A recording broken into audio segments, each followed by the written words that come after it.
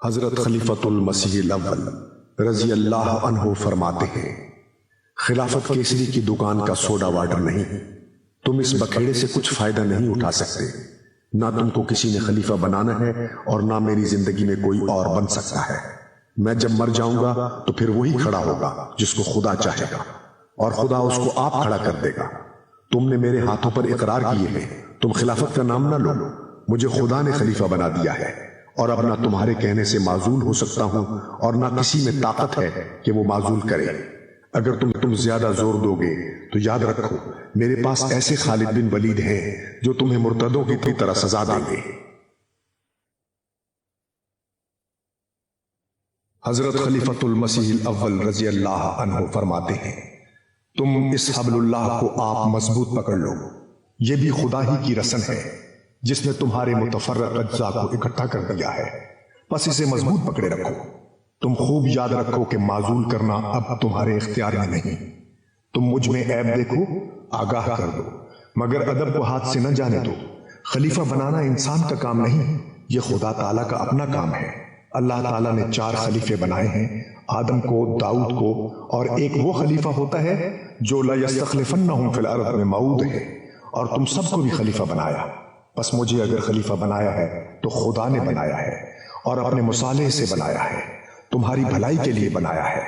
خدا تعالیٰ کے بنائے ہوئے خلیفہ کو کوئی طاقت معزول نہیں کر سکتی، اس لیے تم میں سے کوئی مجھے معزول کرنے کی قدرت اور طاقت نہیں رکھتا۔ اگر اللہ تعالیٰ نے مجھے معزول کرنا ہوگا تو وہ مجھے موت دے دے گا۔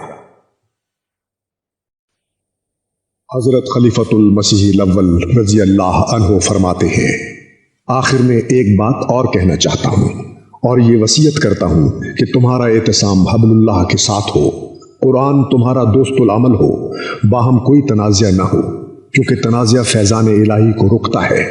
موسیٰ علیہ السلام کی قوم جنگل میں اسی طرح نقص کی وجہ سے ہلاک ہوئی۔ رسول اللہ صلی اللہ علیہ وسلم کی قوم نے احتیاط کی اور وہ کامیاب ہو گئے۔ اب تیسری مرتبہ تمہاری باری آئی ہے، اس لیے چاہیے کہ تمہاری حالت اپنے امام کے ہاتھ میں ایسی ہو جیسے میت غسال کے ہاتھ میں ہوتی ہے۔ تمہارے تمام ارادے اور خواہشیں مردہ ہوں، اور تم اپنے آپ کو امام کے ساتھ ایسا وابستہ کرو جیسے گاڑیاں انجن کے ساتھ، اور پھر ہر روز دیکھو کہ ظلمت سے نکلتے ہو یا نہیں۔ استغفار کثرت سے کرو اور دعاؤں میں لگے رہو، وحدت کو ہاتھ سے نہ دو، دوسرے کے ساتھ نیکی اور خوش معاملگی میں کوتاہی نہ کرو۔ 1300 برس کے بعد یہ زمانہ ملا ہے، اور آئندہ یہ زمانہ قیامت تک نہیں آ سکتا۔ بس اس نعمت کا شکر کرنے پر ازدیاد نعمت ہوتا ہے۔ لَإِن شَكَرْتُمْ لَأَزِيدَنَّكُمْ، لیکن جو شکر نہیں کرتا وہ یاد رکھے إِنَّ عَذَابِي لَشَدِيدٌ۔ In this video, I will proceed to show you 4 points from Khutbah-e-Noor, which is the sermons of Hadrat Maulana Nuruddin Rahimullah alayh. These are from the year June 12, 1912. In these, Maulana Nuruddin Rahimullah alayh proves 4 points. He says that he believes in Khilafat and that Anjuman is not greater than the Khalifa. And then he pays respect to Hazrat Mirza Bashiruddin Mahmud Ahmad Razillah Ta'ala anhu and his family. And then he says that he believes that Hazrat Masih Maud alayhi salatu wasalam is indeed a prophet.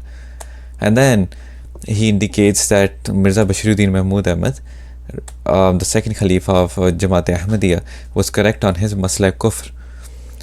So the first quote that we have, he says that اگر کوئی کہتا ہے کہ انجمن نے خلیفہ بنایا ہے تو وہ جھوٹا ہے، اس قسم کے خیالات ہلاکت کی حد تک پہنچاتے ہیں، تم ان سے بچو۔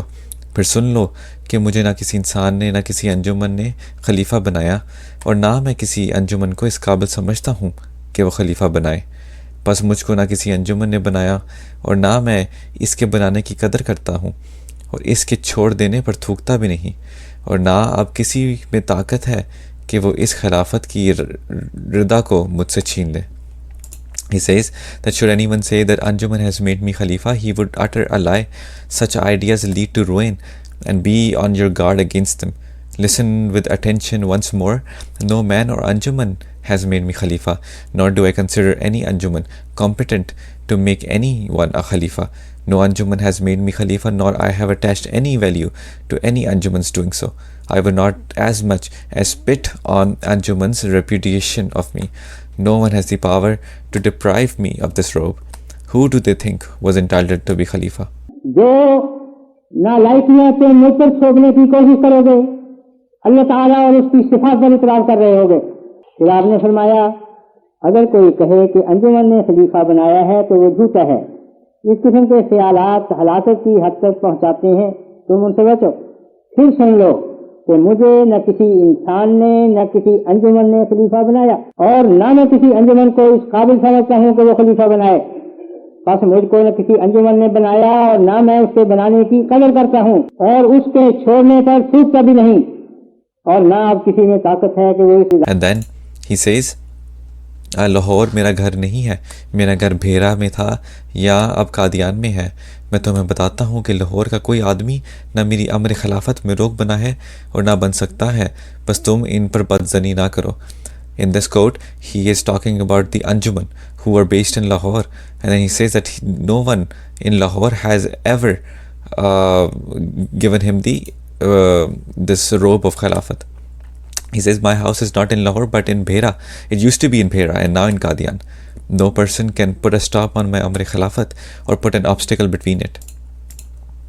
He then says, اگر مان لیا ہے تو شکر کرو، نہیں تو صبر کی دوا موجود ہے۔ میں باوجود اس بیماری کے جو مجھے کھڑا ہونا تکلیف دیتا ہے، اس رکے کو دیکھ کر سمجھتا ہوں کہ خلافت کیسری کی دکان کا سوڈا واٹر نہیں۔ تم اس بھیکیڑے سے کچھ فائدہ نہیں اٹھا سکتے، نہ تم کو کسی نے خلیفہ بنانا ہے، نہ میری زندگی میں کوئی اور بن سکتا ہے، اور جب میں مر جاؤں گا تو پھر وہی کھڑا ہوگا جس کو خدا چاہے گا، اور خدا اس کو آپ کھڑا کر دے گا۔ تم نے میرے ہاتھوں پر اقرار کیا ہے کہ تم خلافت کا نام نہ لو، مجھے خدا نے خلیفہ بنا دیا ہے، اور اب نہ تمہارے کہنے سے معزول ہو سکتا ہوں اور نہ کسی میں طاقت ہے کہ وہ مجھے معزول کرے۔ اگر تم زیادہ زور دو گے تو یاد رکھو میرے پاس ایسے خالد بن ولید ہیں جو تمہیں مرتدوں کی طرح سزا دیں گے۔ دیکھو میری دعائیں عرش میں بھی سنی جاتی ہیں، میرا مولا میرے کام میری دعا سے بھی پہلے کر دیتا ہے۔ میرے ساتھ لڑائی کرنا خدا سے لڑائی کرنا ہے۔ تم ایسی باتوں کو چھوڑ دو اور توبہ کر لو۔ وہ اخبار نویس جو لکھتا ہے کہ کوئی رشتہ دار میری معتقد نہیں تو توبہ کر لے، وہ مرزا صاحب کے رشتہ داروں سے پوچھ لے۔ مرزا سلطان احمد صاحب کی بیوی اور بچے تک تو میرے مرید ہیں، اور وہ آپ حضرت صاحب کی زندگی میں بھی میرے معتقد تھا۔ بس جو ایسا کہتا ہے کہ رشتہ دار میرے مرید نہیں، جھوٹ کہتا ہے۔ In this he is telling the audience that Khilafat is not just like a trivial matter, like a convenience store that you can go and get things as you want. Allah Ta'ala has made me Khalifa, and fighting against me is a fight against Allah Ta'ala himself. Then he says, اللہ تعالیٰ نے مخفی در مخفی خزانے مجھے دیا ہے، کوئی انسان اور بندہ اس سے واقف نہیں۔ میری بیوی بچے تم میں سے کسی کے محتاج نہیں، اللہ تعالیٰ آپ ان کا کفیل ہے۔ تم کسی کی کیا کفالت کرو گے جب کہ تم فکرہ ہو؟ جو سنتا ہے وہ سن لے کہ خوب سن لے، اور جو نہیں سنتا وہ سننے والے پہنچا دے کہ اعتراض کرنا کہ خلافت حقدار کو نہیں پہنچی رافضیوں کا عقیدہ ہے، اسے توبہ کر لو۔ اللہ تعالیٰ نے آپ سے اپنے ہاتھ سے جس حقدار کو سمجھا خلیفہ بنا دیا، جو اس کی مخالفت کرتا ہے وہ جھوٹا اور فاسق ہے، اور فرشتے بن کر اطاعت اور فرمانبرداری اختیار کرو اور ابلیس نہ بنو۔ He says that people who make these allegations are like Rafizi allegations, like Allah Ta'ala has not made you a Khalifa or a Khalifa. God makes whoever he chooses the Khalifa. Whoever opposes the institution of Khilafat is a liar and a fasiq. He then says, اب سوال ہوتا ہے کہ خلافت حق کس کا ہے؟ ایک میرا نہایت ہی پیارا محمود ہے جو میرے آقا اور محسن کا بیٹا ہے، اور پھر دامادی کے لحاظ سے نواب محمد علی خان کو کہہ دے، پھر خسر کی حیثیت سے ناصر نواب کا حق ہے یا ام المومنین کا حق ہے جو حضرت صاحب کی بیوی ہیں۔ یہی لوگ ہیں جو خلافت کے حقدار ہو سکتے ہیں، مگر یہ کیسی عجیب بات ہے کہ جو لوگ خلافت کے متعلق بحث کرتے ہیں اور کہتے ہیں کہ ان کا حق کسی اور نے لے لیا، وہ اتنا نہیں سوچتے کہ سب کے سب میرے فرمانبردار اور وفادار ہیں اور انہوں نے اپنا دعویٰ میرے سامنے پیش نہیں کیا۔ He is basically saying that all those who are worthy of the title of Khilafat are actually his murid, meaning his followers. So who can say that no one, Allah Ta'ala has given me or I have taken the Khilafat? on my own. He then says, مجھے بدر کے ایک فکرے سے بہت رج ہوا کہ کوئی مرزا صاحب کا رشتہ دار نور الدین کا مرید نہیں. یہ سخت غلطی ہے جو کہ کی گئی ہے، اور مرزا صاحب کی اولاد اور دل سے میری فدائی ہے. میں سچ کہتا ہوں کہ جتنی فرما بداری میرا پیارا محمود بشیر شریف، نواب ناصر، نواب محمد علی خان کرتے ہیں، تم میں سے ایک بھی نظر نہیں آتا. میں کسی لحاظ سے نہیں کہتا، بلکہ ایک امر واقعہ کا اعلان کرتا ہوں کہ ان کو خدا کی رضا کے لیے محبت ہے. بیوی صاحب کے منہ سے 20 مرتبہ میں نے سنا ہے کہ میں تو آپ کی لونڈی ہوں. ایڈیٹر بدر کا فرض تھا کہ وہ ایسی تحریر کی فوراً تردید کرتا اور لکھ دیتا کہ یہ جھوٹ ہے.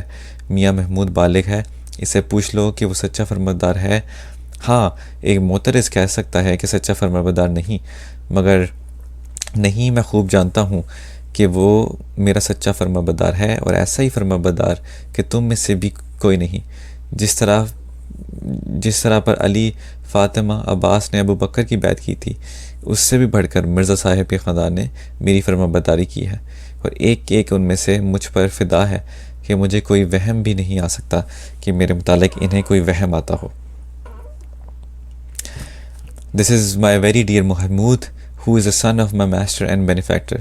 Then there are his son-in-law Muhammad Nawab Muhammad Ali Khan, his father-in-law Mir Nasir Nawab, and his wife the al-Mu'mineen. These are the only ones who may be deemed to have a claim of Khilafat. Yet it is curious that those who assert that their right has been usurped do not reflect that they are obedient and loyal to me.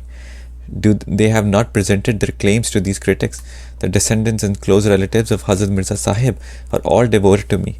I tell you truly that there is no one of you who obeys me as do my dear ones, Mahmud, Bashir, Sharif, all the sons of Mirza Ghulam Ahmad, and so do Mirza Nasir Nawab and Nawab Muhammad Ali Khan.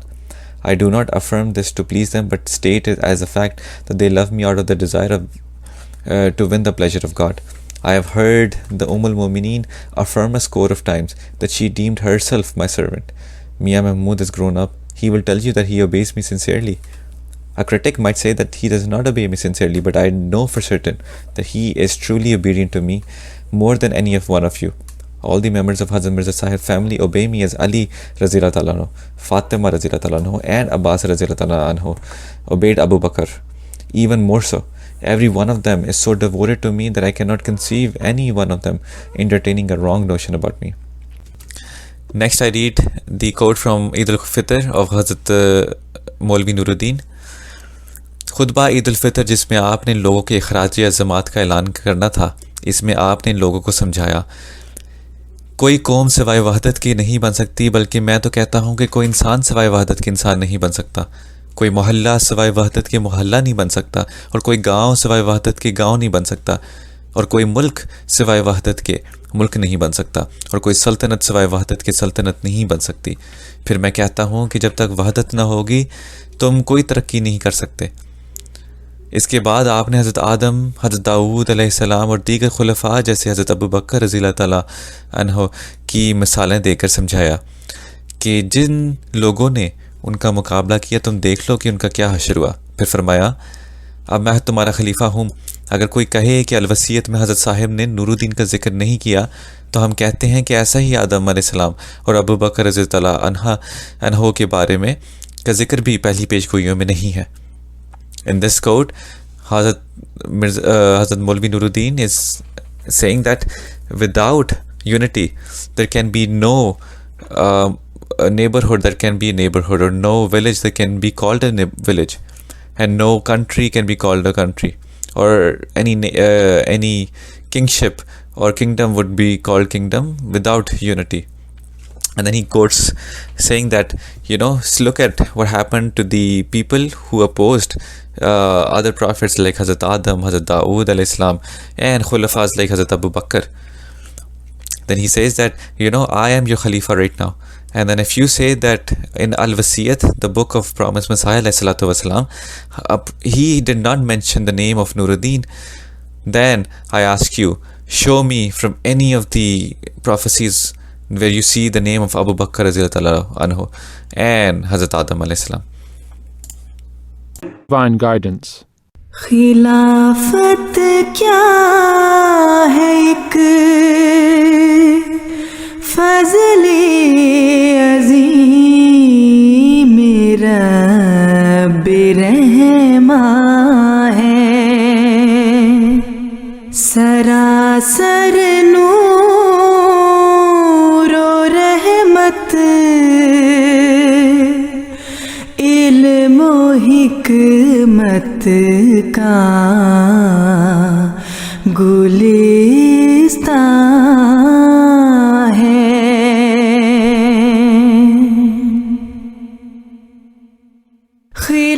Divine grace enabled him to perform in his capacity as Khalifatul Masih so well that by the time of his death in 1914, the movement had been fully safeguarded against disruption and disintegration. The majority of members remained loyal and devoted to the Khalifa, but a small number of people who were under the influence of Maulvi Muhammad Ali began propagating their thoughts against the Khalifa and raising the question that does the authority lie with the Khalifa or the Anjuman, which was the administrative body set up by the promised Messiah alayhi salam.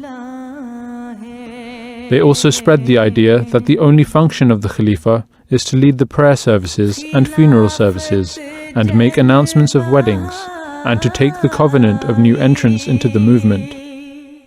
Hazrat Khalifatul Masih I refuted these ideas and emphatically clarified the true concept of Khilafat.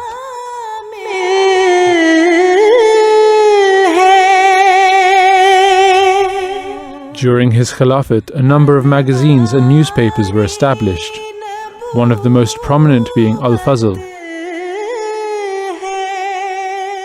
One of the milestones of his Khilafat was the establishment of the first Ahmadiyya Muslim mission in 1914, and the first missionary sent to England was Chaudhry Fateh Muhammad Sial. Hazrat Khalifatul Masih I passed away on Friday the 13th of March, 1914. Over 2,000 Ahmadis converged, where, in accordance with his will, he stated that his successor should be a righteous and devoted man. Hazrat Mirza Bashiruddin Mahmud Ahmed Raziyallahu Ta'ala Anhu was elected as the Khalifa. हर यक ज़ोमते नूर दी बूदी